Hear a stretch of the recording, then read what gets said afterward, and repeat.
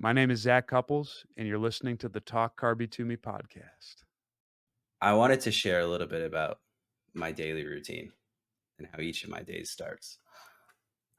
Upon waking up around 5:45, 6 o'clock, within about 30 seconds, I'm already engaged in a full sprint due east, directly staring into the sun to make sure that I'm resetting my circadian rhythm correctly and waking up. I'm also barefoot, so I'm grounded.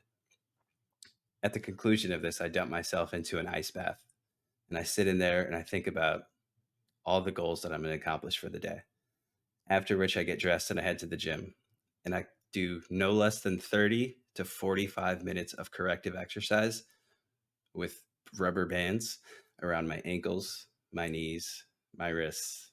And sometimes I might creep one around the neck, shoulder area. How am I doing so far? You know what? I think you've hit all of the keys necessary to be a successful entrepreneur on the internet. Right.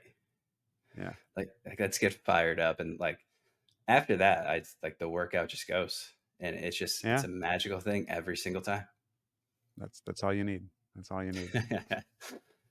You sound like uh, one of my patients or clients, actually. So, It's not surprising. It's some of the things that I hear from clients that come to me and like, oh, what's your day like? Just take me through a normal day. Like, oh, I heard about this and I read this, and the amount of things out there now that will achieve gains and all these great mobility aspects, and kind of lead you towards your health and wellness are absolutely wild. yeah, I would agree. Well, I think, you have a lot of people who are hurting and in pain or just not moving or doing the things they want to do in life the way they can. And I think with social media, it's really easy to fall into various traps of go after this, go after that, go after that. And one of the things I try to do is to get not do that. So when I work with clients now, I tell them, congratulations, you've graduated from YouTube and social media. You're now going to get the stuff that you actually need, so you don't waste time. Exactly. A big part of what my focus has been over the last few years has really been kind of like mastering the craft of we meet, you tell me what's going on, I take a look at you, and then we see what baby steps we can take to give you access into new areas of movement that you didn't previously have.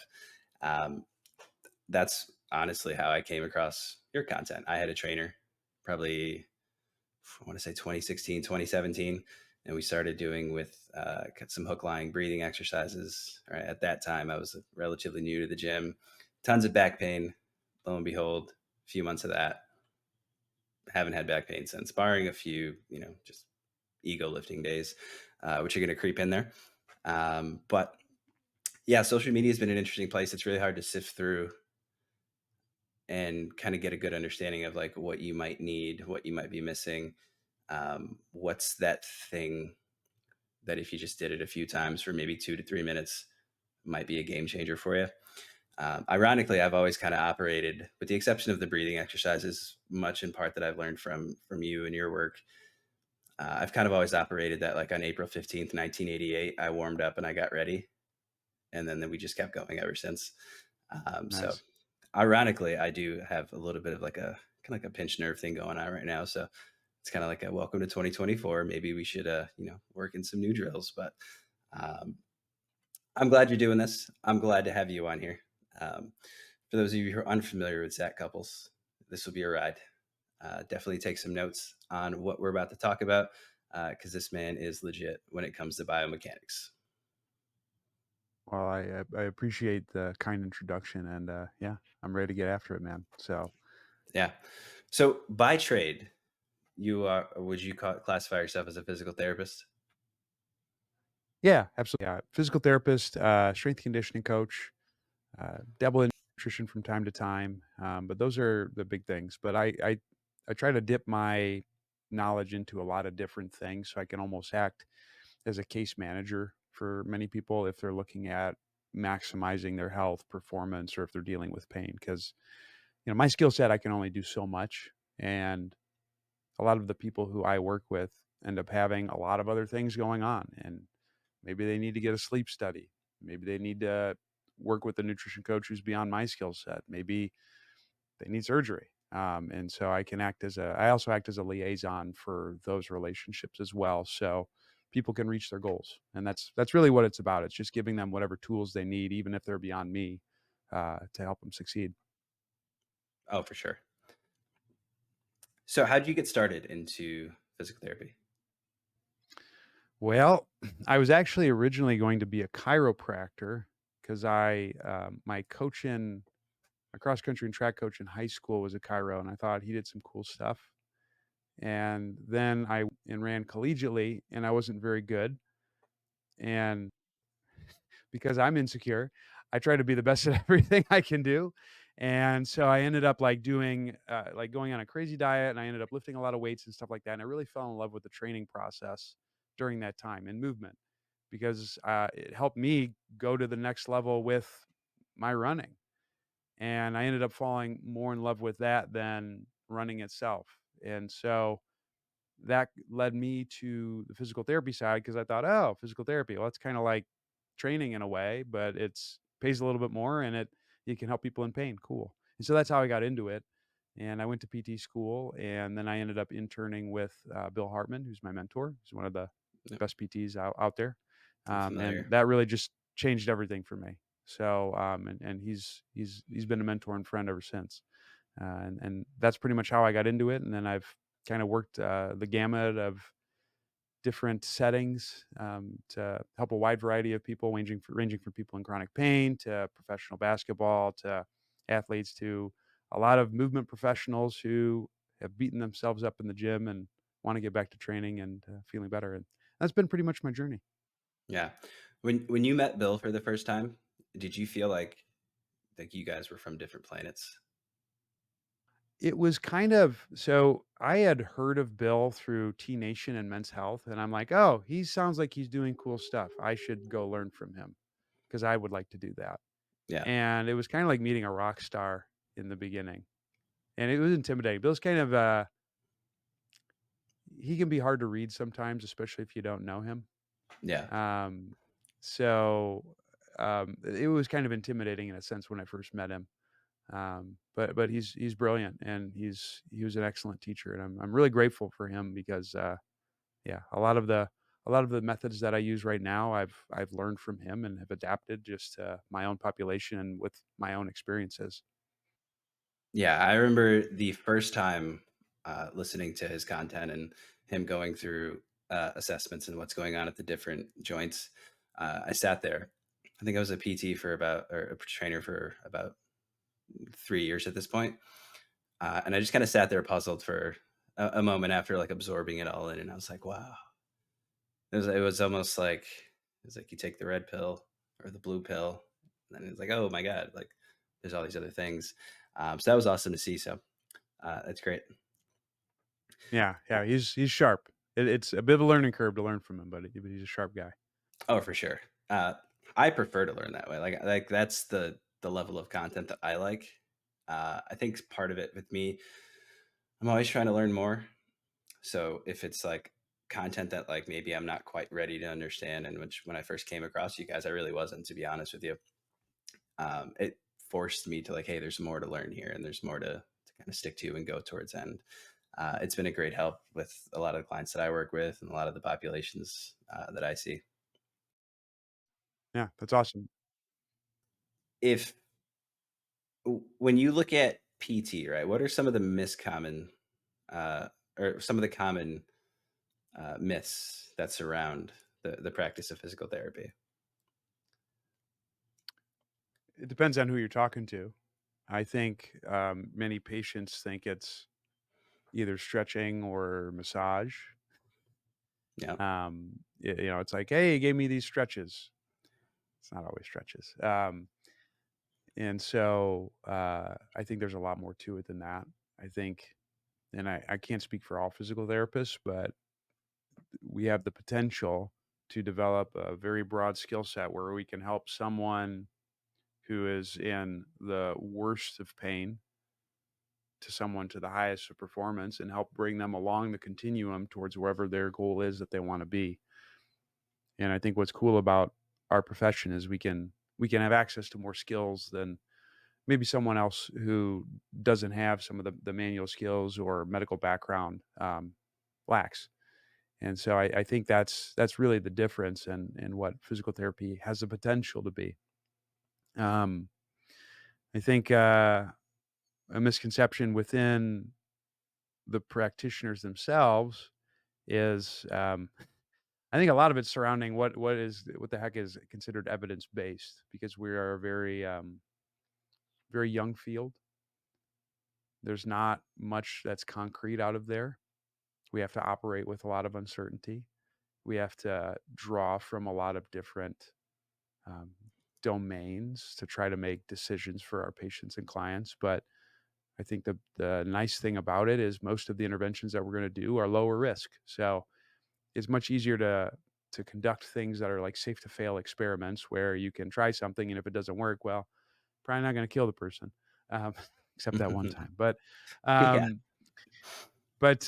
yeah, and I think that's one thing that's really unique about physical therapy is you can make those safe to fail experiments, and the feedback is often immediate because you can oftentimes get quick range of motion changes if you do something really well, and or bad range of motion changes if you do something that doesn't. And so, I think it really depends on the lens that you're looking at physical therapy from.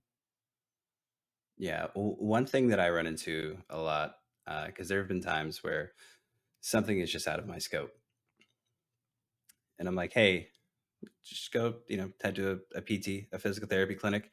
We got a great one in town here." And they're like, "Oh, I haven't gone to my doctor yet."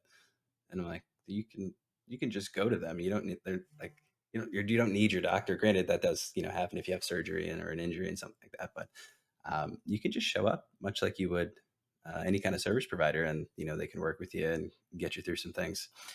The risk factor that you mentioned, was that one of the reasons you shifted from looking at chiropractor to physical therapist? Not necessarily. I actually observed my coach one summer, and I kind of worked for him, and it was a lot of manual stuff, and it wasn't what I thought it was.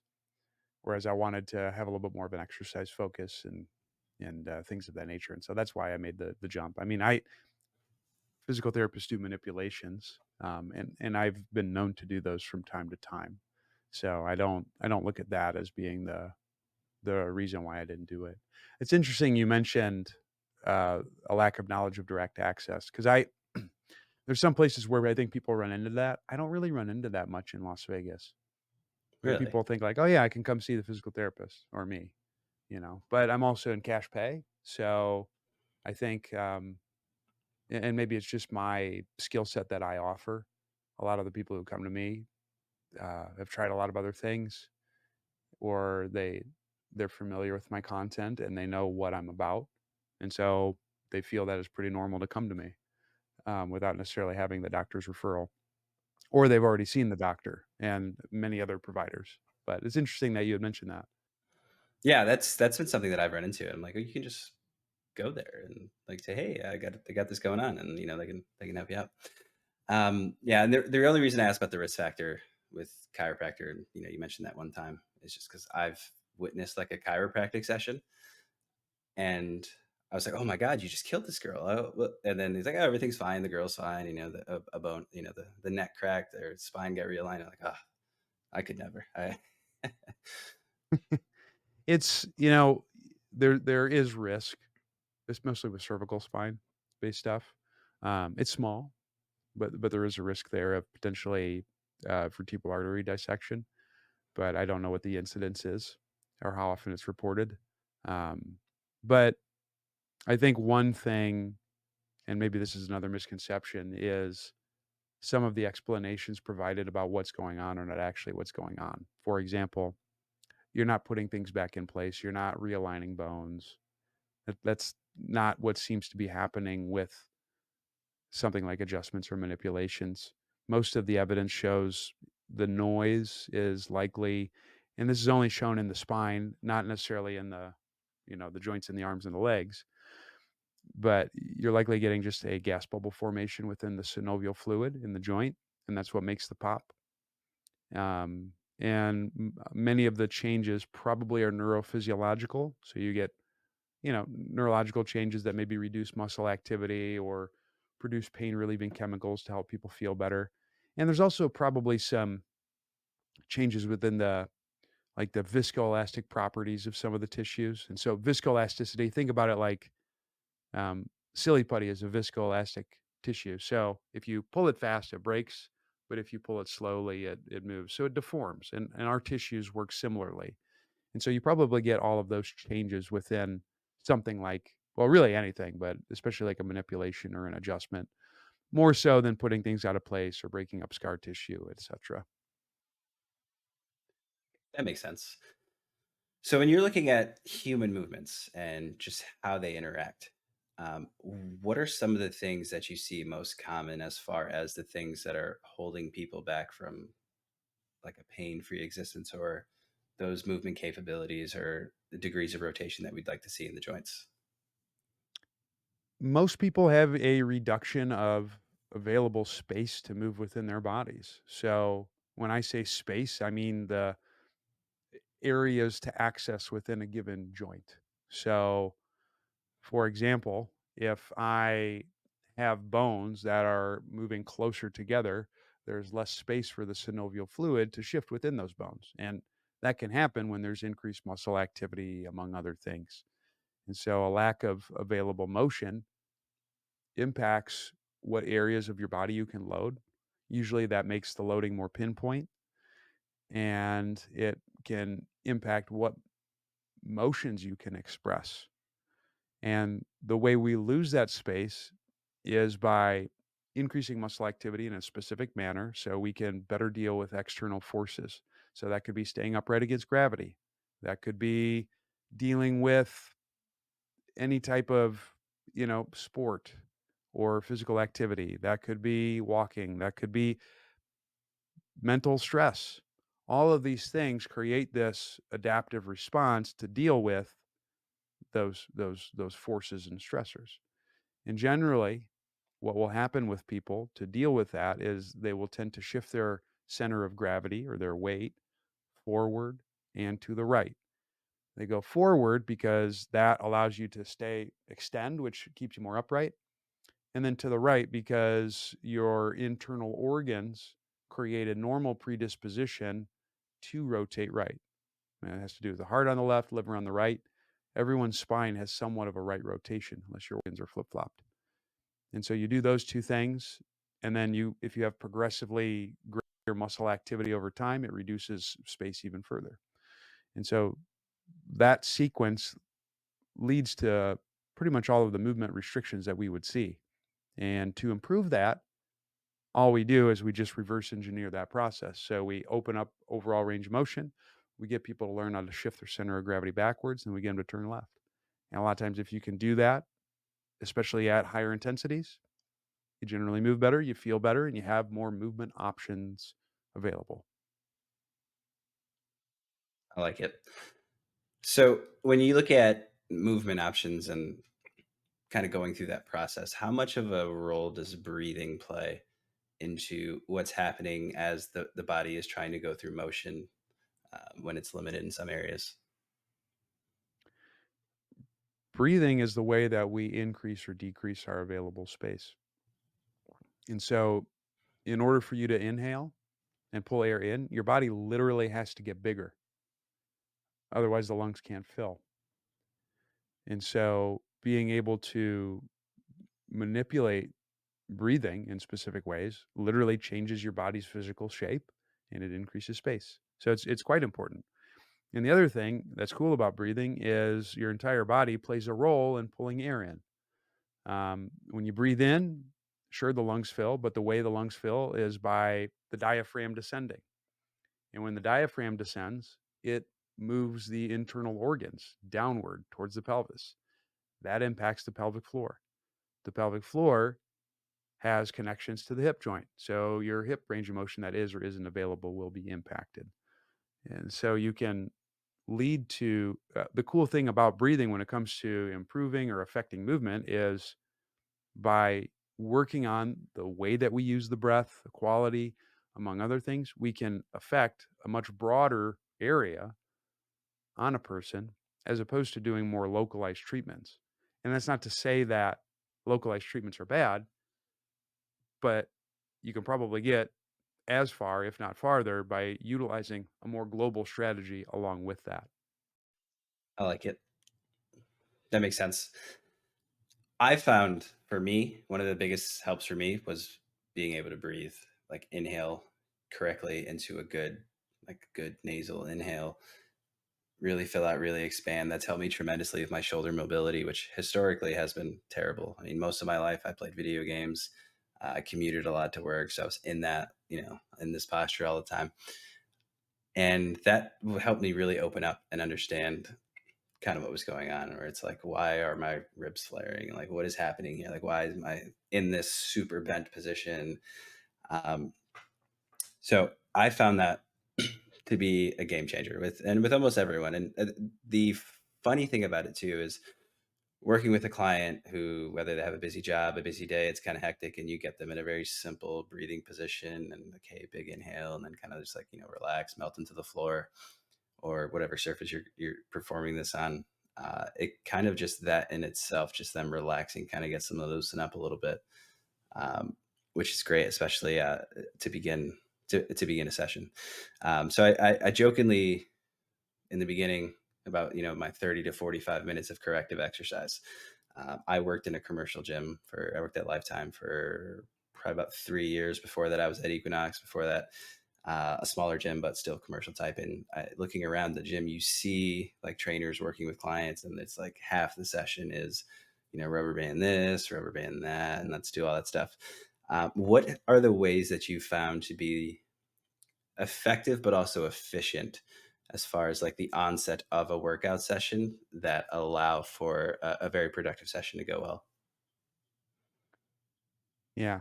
Well, it's funny. I'm working in a kind of a commercialish gym now. And the thing that I see the most is I see a lot of trainers on their cell phones while they're with their clients. That's what stands out to me.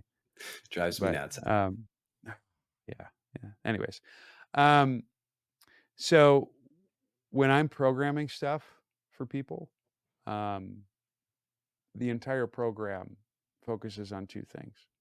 It focuses on maximizing the amount of range of motion that they need to do the things they want to do. And then when it comes to building more fitness qualities, I work within their available constraints. So that way we minimize trade offs. Right. If someone, for example, if someone can only raise their arm just a little bit above 90 degrees, overhead pressing is probably not a good choice for them.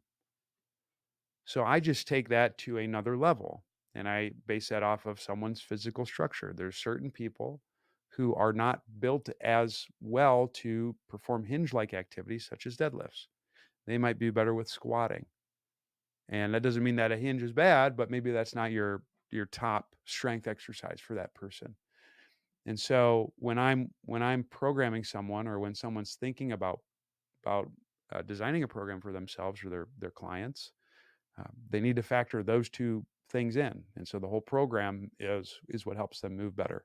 So in my stuff, a lot of my classic breathing stuff might only be 1 to 3 moves at the most.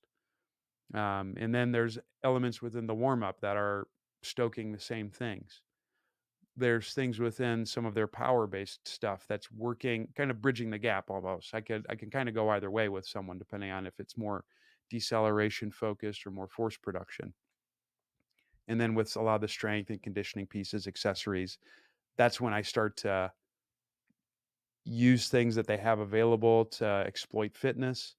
And then as we get towards more like the accessory work, conditioning, things like that, then I'm working on things that maybe are just a little bit beyond their capabilities movement wise. So we can kind of both build fitness and improve mobility at the same time. But I don't I don't see movement as a separate, you do these drills and then you go do whatever you want to do. It's you design a program with your goals in mind and you focus on maximizing range of motion and then improving fitness qualities while minimizing joint wear. And that to me is how you can be as comprehensive as possible and keep people healthy as they pursue their health and fitness goals. Yeah, that's the name of the game. I think one of the things that really grinds my gears to a degree is when you meet someone who's had a different fitness professional in the past, and some of those things that you just touched on weren't taken into account, and it almost kind of limited what they were able to achieve. And so, from our lens, it's like, whether depending what your competency level is or your level of education, or it's like, oh well, we weren't aware of that. But from their lens, it just compounds onto that. Well, my goal was to feel better, be in less pain. This isn't going to happen for me, and it can be discouraging from that. So going through movement and motion, you talk a lot about the stack and what's going on at the rib cage and the pelvis. So talk to me a little bit about that. So the stack is not a posture you hold. That's the first thing I have to say. It's more a result. It's what it is it's the ability to attain some imaginary middle that is included within someone having access to all of their available movement options, meaning they have as much physiological joint range of motion as they should within all their joints so that way they can be healthy and do the things they want to do. And that appears as though when someone has the head atop the torso, atop the pelvis. Um, and so the way that I get people to get that is by focusing on movement based strategies that help us gain that motion. And so much of this centers around breathing. The five things that I focus on with that is head position. So you want to make sure that the head is in a position to where the upper airway is as open as possible, so that way you can allow air to go in and out, which is usually slight upper like head extension. So a lot of times I'll be coaching eyes to the horizon with almost everything, whatever that relative horizon is, which is funny. I went paddleboarding for the first time in the ocean when I was in Cabo recently, Ooh, and that was the very first cue that the guy gave me when I was on a paddleboard. I'm like, "There must be something to this." Um, I so like it. that's the first thing. Yeah. Second thing is how you contact the ground. So wherever you're weight bearing, there's certain things that I wanna drive, whether it's the foot, the hand, the knee, whatever. So that way you're producing force into the ground so you can stay upright. The next 2 steps are breathing in a manner that maximizes your ability to create that space for air to go in and out. And for me, it's pretty chill. Quiet in through the nose, out through the mouth, slow, easy, effortless, not all the way. Depending on your body structure, you can change things. And then the fifth thing would be just the way you're moving. So, um, generally, I will pace the degree of the concentric or the shortening phase of a movement with an exhale, and then the inhale is associated with more the eccentric or the elongation phase. And I run through those 5 steps with literally every exercise to some degree. Now, if it's like plyometrics, I'm not like, "Hey, okay, breathe in as you dip down," but they are still breathing. I don't want them to hold their breath when they're doing something that's fast. But that whole process happens with every exercise. And the nice thing is it builds consistency within your coaching. So it makes your job easier because I literally use the same cues with every single movement. That's all. Yeah, I've I've become so simple in my cueing, and I found that to be the most effective, uh, especially when we're going through drills, we're going through movements, and for some movements, I mean, especially if you're setting someone up for a deadlift who's not very proficient at deadlifting, and their feet are probably going to be, you're going to have some issues there. The hinge, especially because we live on Earth and there's gravity, and at this point, most people who come to us are going to, you know, they got a little life in their belt. Um, Keeping it super simple has been one of those things for me that's been like, yes, this is attainable. If there's one thing I want you to get out of this, it's just this one thing, and drill that in, layer on the next thing, and kind of build up from there. An exercise like a goblet squat. and kind of going through that. And I know I've seen plenty of your videos that I've actually used them from your wall squat all the way to goblet squat to squatting on a ramp. Um, when we talk about center of mass and being able to control it, what's going on in those positions, and why does actually elevating your heels for some folks feel a little bit better and more attainable than what it usually is when it's like, here, hold this and let's see you squat a couple times for me. So with a squat, what you have to be able to do is you have to be able to shift your weight backwards, and then you have to look at where the contents within your body are going to be sitting as you go all the way down. And so if you can squat all the way, your internal organs will sit more in the lower front part of the pelvis. They kind of almost like scoop underneath. Um, and if, for example, someone who has maybe a lot of central adiposity or a large belly, they can't get the guts to go low. So they all oftentimes can't squat as deep. I was living proof of that. I gained like 30 pounds one year, and normally I can squat decent, and I could not even break parallel. It's pretty wild. Um, so what a ramp does is it cr- helps you with that backward shift, because when you put your foot on a sloped position downward, the ankle is in more plank flexion, or the shin shifts backwards. And so it when that happens, it promotes more external rotation through the legs. That rotation is needed to be able to squat low. And so that's what makes it a little bit easier to do that on a ramp. It can be done with feet flat, it's just more difficult because you don't have that assistance to get into the positions you need to be successful. Yeah. I personally, the first time I squatted with it, it's like a whole new day. Like the air was cleaner, coffee smelled better. I was like, oh wow, this is attainable. And over time, I've been able to get pretty good with it with no ramp. But it was very interesting, and it's almost like you meet someone for the first time, and you're like, "Oh, let's see a squat," and you go through it, and like, okay, we need to work on some stuff." And then you put them in that position, and then it just suddenly seems very attainable for them, and they're like, "Oh, there's hope for me." So that's definitely one of my favorite things. I've never done it. I see it a lot on social media. I've never done it on a back squat though. Um, as far as like ramp on a back squat, like, what are your thoughts on that? Um, a back squat is like, so if like we a ramp is gonna make you much more vertical in your squat. If you look at a back squat, that is probably the least vertical squat. So that meaning your torso is gonna normally be a bit more pitched forward in comparison to other squats. Um, so in some individuals, a ramp could be counterproductive if you have a hard time getting that forward pitch. But it could be useful if you are having a difficult time achieving depth, but maybe ramps aren't the choice. Maybe you use Olympic lifting shoes. They work similarly. But it depends on what your goal is with the squat. If you're, let's say you're an Olympic weightlifter and you're someone who uses more high bar in your back squat, a uh, ramps or Olympic lifting shoes could be much more useful in that sense.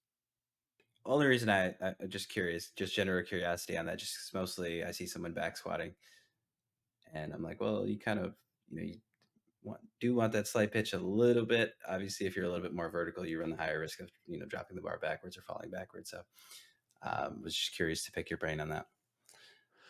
I will say though, there was a research study that came out, forget when it was. It's been within the last 10 years. But they did show that as soon as the bar goes on your back, um, and that's either bar or 50% body weight in these subjects, the lumbar spine does round. It becomes kyphotic. So there is still some verticality to it. It's just less compared to other stuff. Yeah, it's interesting. I have to check that out. I like that. I like a lot of this new studies that are coming out. Yeah, there's a lot of cool stuff. Yeah, it does kind of seem that we as an industry far outpace the science. And you see a lot of things that we currently do now, and then 2 years later, like the study comes out, and it's like, oh, this is actually the thing, and it's like, yeah, welcome to fitness. Um, so transitioning into posture a little bit, and kind of going into assessment, like when you meet someone and you're checking out their postures. I know commonly, most people are like, oh, you've got an anterior pelvic tilt. You've also got maybe a little bit of sway back going on. Is what's been taught as maybe the common tongue when you like take your PT exam and you go through. In your experience, have you found that to be the most effective way to attack those postures, or how do you go about them? So it's hard to, I think a lot of people fall victim to seeing what they want to see when it comes to some sort of postural before and after. And then you start to make people aware of they're in this position. And so they can change that to some extent, volitionally. So I don't, even though I will see some postural changes in people, it's not my focus point. And the way I make those changes is more by looking at what ranges of motion they do not have access to and getting them those motions. For example, if I have someone who's got a sway back posture, if you don't know what that is, that's when the hips are kind of tucked underneath the torso. Um, Oftentimes that's associated with the loss of hip internal rotation, and their toe touch isn't always great. And I can get measurable changes within those. And even if visually they still look a certain way, they potentially have access to more movement than they had previously. And that can be impactful for many reasons. But um, posture in and of itself isn't the problem. The problem is if there are a lack of other possible postures that one can get their body into. And I believe it was Peter Drucker who said, "What doesn't get measured doesn't get managed." And I totally bastardized that quote. Sorry, Peter. Um, I think it's backward. is it what is it? What I think you said measured? what gets measured, what gets managed gets measured. Yeah, I know Yeah, we know where you're going with that. Yeah, yeah, we love yeah, that one. yeah. But you got to look at stuff and then do the thing and then see if that stuff improves. It's harder to do that with a visual representation, especially for yourself, because we look at ourselves very skewed. A good example of that, and I'm going to kind of go out there with this, is someone with anorexia. They Mm. view themselves as being overweight, obese. And there was a, oh gosh, I can't remember the study, but they looked at what that individual's peripersonal space looks like within their brain, and it looks massive. And so what they do when they have this massive space is they make themselves smaller within that space. So you you want to try to find as objective of a measure as possible to inform your decision making. And for me, I trust my ability to look at motion changes more so than I do visual posture changes. Yeah, that's a super interesting study that you just brought up, and I think thinking about that with people and clients that I've met that have some sort of, whether it be body dysmorphia or anorexia, um, that makes a lot of sense. I've always kind of looked at posture, and obviously, the barring some kind of crazy situation you got going on, where like literally, like just the lack of movement, like it kind of gets you. Um, it's almost like we have this posture that's formed by like our daily life, and everyone's daily life is different, and our body's kind of just gonna maybe morph a little bit to it. But through exercise and drills, you're able to achieve more postures, right? So when it's time to get into a squat, you now have a good squat posture because you've been working on that. When it's time to get into a good hinge, you're able to achieve that posture. And looking at yourself in the mirror, like I am one of those people. I mean, I sometimes look like I have a little bit of the hunchback thing going on. Sometimes a little bit of an anterior pelvic tilt, but once we start exercising, it all goes away, and I'm able to get in the shape that I need to get into to move in the way that's optimal for my body. So going through and you look at posture assessments, and that's kind of where I'm going, segue from here. As a PT, you go through and you like put them through the overhead squat assessment. I've still in 7 years, I was the onboarding guy at my gym. I met all the new clients. I've yet to meet someone that did an overhead squat that looked anything relative to like what we were looking for. I've also never run into someone. I've met maybe 3 people in my life that have ever needed to be in that posture, in that position. And I think you look at that, it's like, oh, well, your back is tight, your shoulders don't have enough range of motion, and oh, your calves are tight, your heels are lifting up. Even like personally, myself, I have pretty good range of motion in most of my joints most of the time. That does, shift for me a little bit, depending on the season of the year. I can't even get into that position comfortably. And I think that's like the benchmark where it's like, hey, this is the way that we're supposed to do it. And I've always kind of thought of it like there's got to be a better way. Like this, most people are one never going to need to be in this position. Two, probably don't have access to a lot of the things needed to get into what would be like, oh my god, this is great. So when you look at like table testing, and I know you've talked a lot about this, like what does that allow you to do as the practitioner to be able to see, and like what are you looking for in that process? It allowed me to constrain a specific motion because now they're on the table and I'm moving them so I can see if they have access to a space within their body or not. And it's one context, but it's useful if someone's in pain, um, or if you have someone who's got a lot of complex issues, or you need someone who needs a specific thing. And so, in that sense, it's useful, but it's not the only way to measure what someone has or doesn't have. It's just a way to be much more objective about it.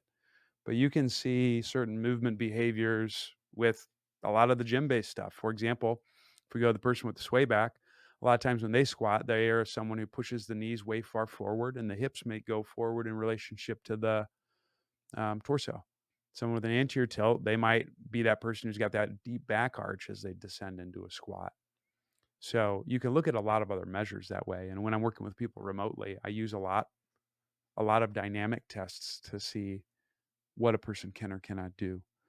But it still comes down to just knowing what you're looking at, knowing what it measures, and then if someone doesn't have access to that, then it should inform your strategies on how to get that thing.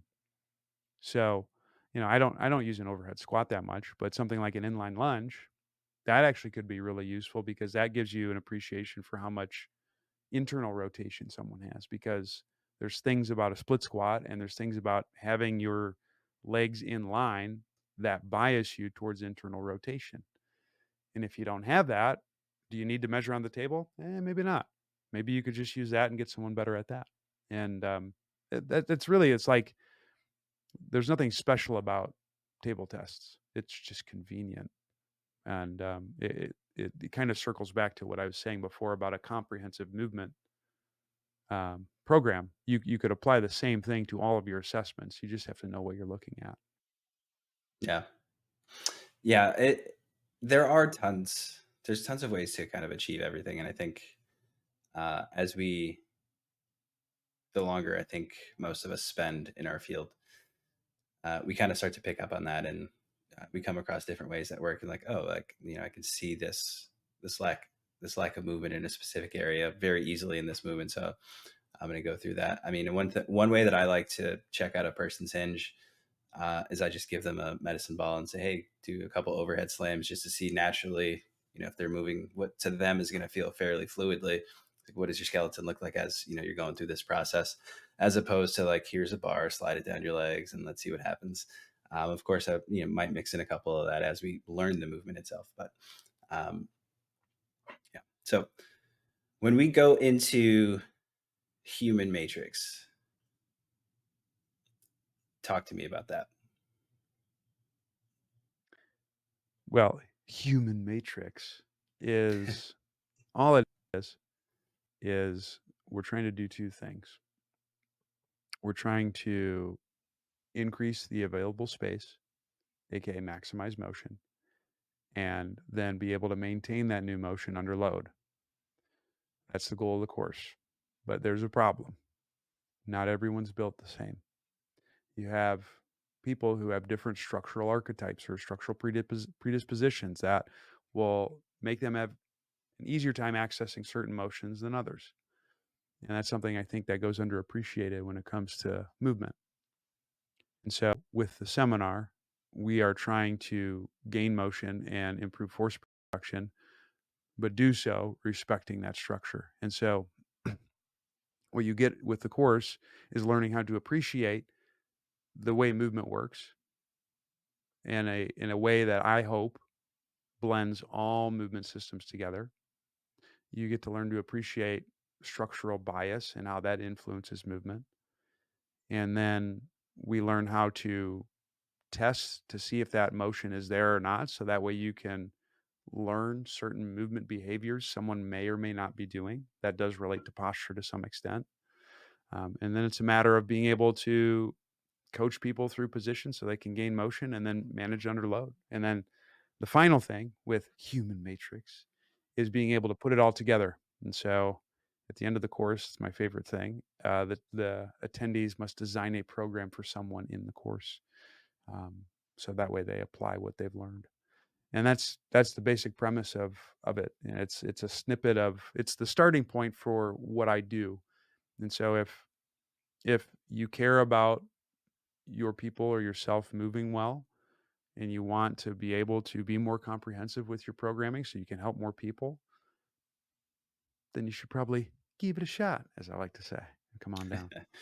You should have, we should have busted out the leather jacket, threw on the shades.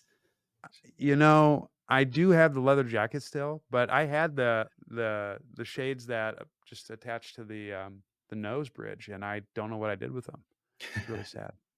Yeah, right before you logged in, me and Matt, the editor, we were taking a look at your YouTube channel, and like I opened it up. It's like, oh yeah, he's got a YouTube channel. Like here's the channel, and that video just started playing automatically. It Yeah, was yeah. hilarious. So I love it. Um, so Human Matrix, right? So is that open to professionals? Is that open to general public? Like how does that work?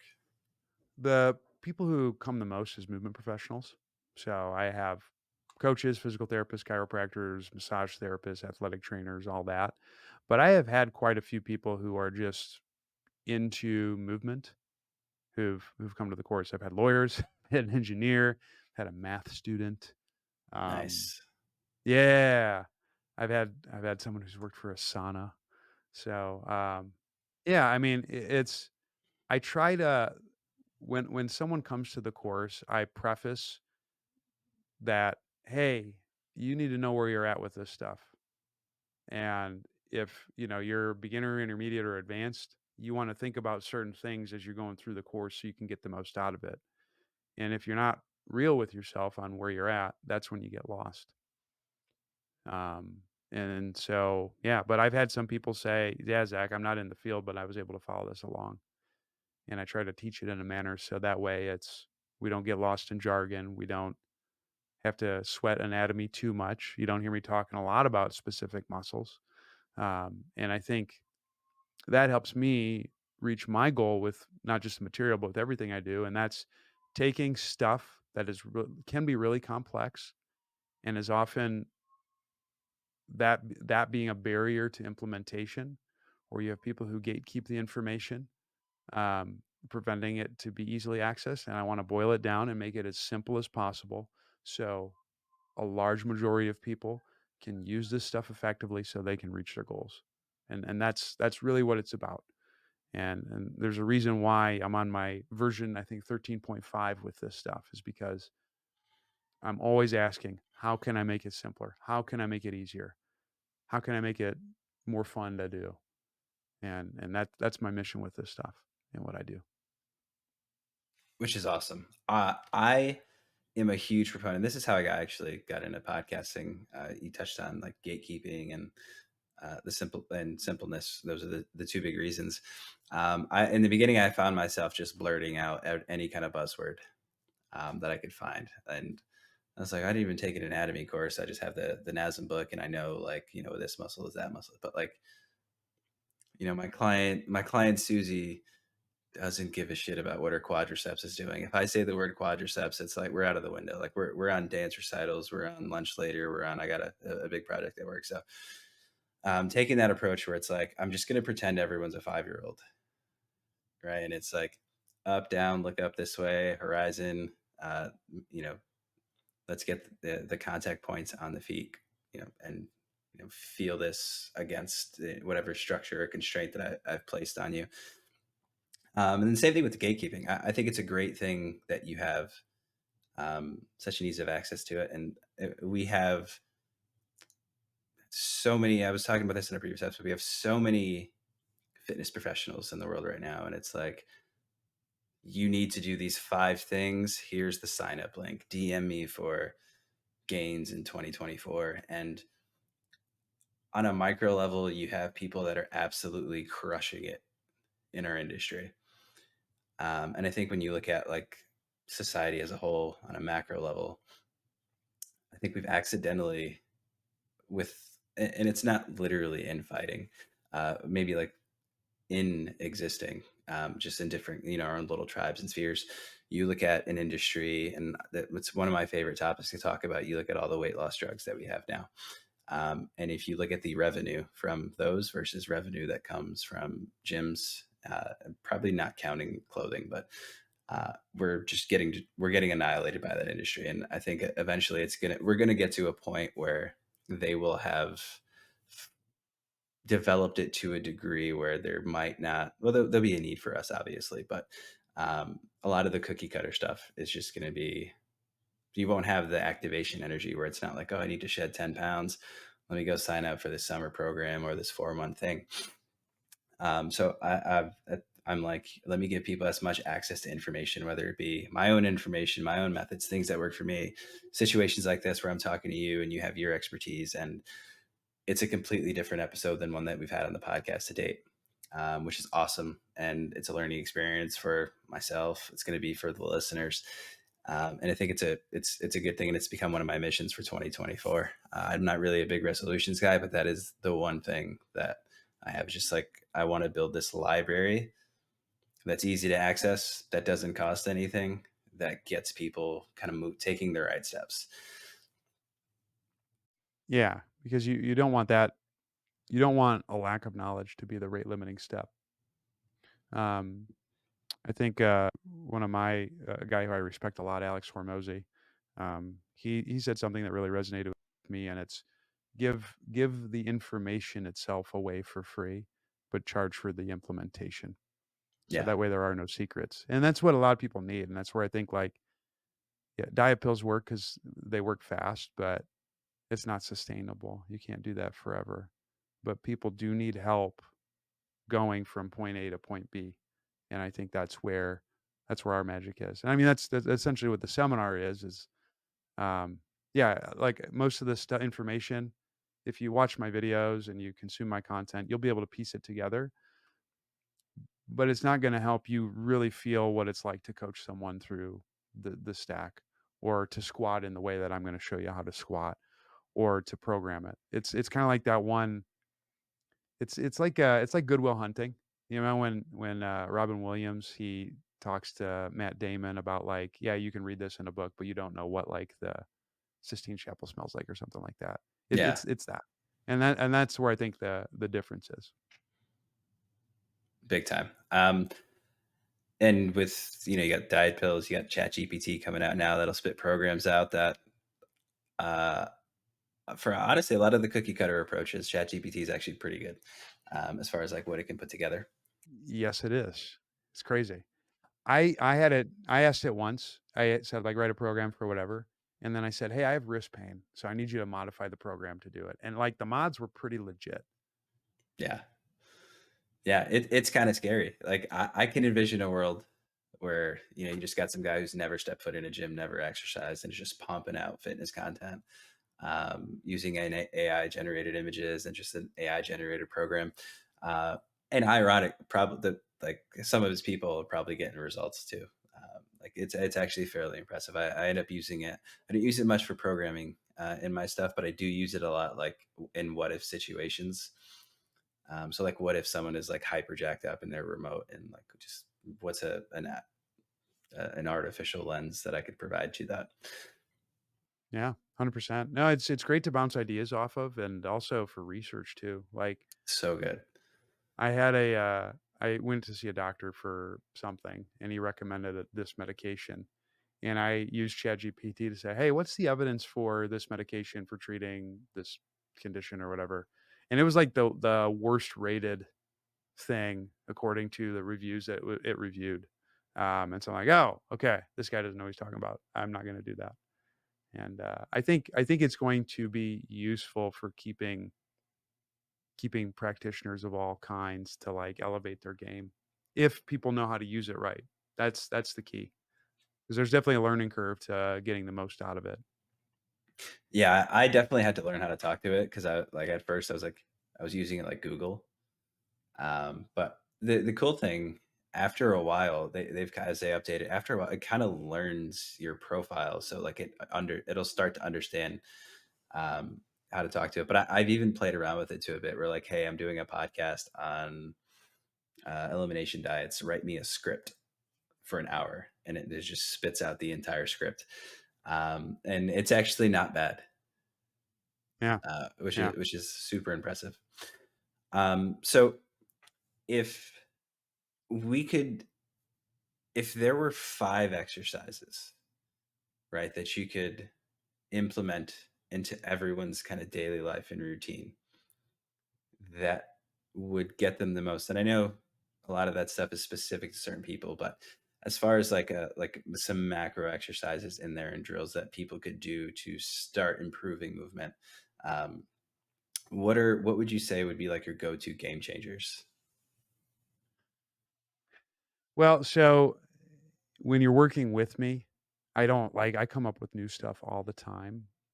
So, that makes it challenging. I think, like, if you want, like, the game changer, work with someone who knows how to assess this stuff and get your specific stuff.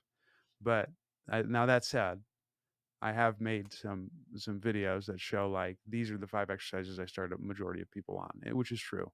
I've been doing lately, I would say that there's some moves I would give now that I didn't back then. Um, but I'm using a lot of stuff with Swiss balls, which is kinda like going back to, like, the dead bugs and stuff like that, but you can, my buddy Joe showed me one of these. But using that to learn how to move your arms and legs independently of your torso is really useful. Hook lying, breathing, that's also a great starting position for a lot of people. I think a wall squat might be even better, actually, because I do use that for a lot of people. I do various sideline drills that I think are really good, like lying over a foam roller on the middle third of your rib cage really does wonders for a lot of people. It's uncomfortable, but it just helps open up the torso a lot. That's been quite useful. And then I've used switching that. I've used that one. That one's on the money. Love that one. Yeah, yeah. And then if you can progress it to various side plank progressions, like that will get people pretty far. Like I think of like what are some of the terminal movement skills that I think a lot of people could benefit from? Side plank progressions, supine based activities to where you're able to do like flutters, dragon flags, stuff like that. Um, and then working towards maybe even something like a handstand like that. Those three things would probably get you pretty far with a lot of stuff. But in terms of basic mobility, I think like people would benefit well from like the sideline foam roller, learning to differentiate their arms and legs from their torso. You can use a Swiss ball to help with that. Side plank variations, um, and then a squat. I would say that that's 4 things that I would start most people with. Assuming someone can hold their body weight, or in the event you can modify it, as far as like a bar hang for shoulder, what are your thoughts on that? Because that gets thrown around as like, hey, this is the exercise for shoulder pain, shoulder mobility. Um, where are you at on that exercise?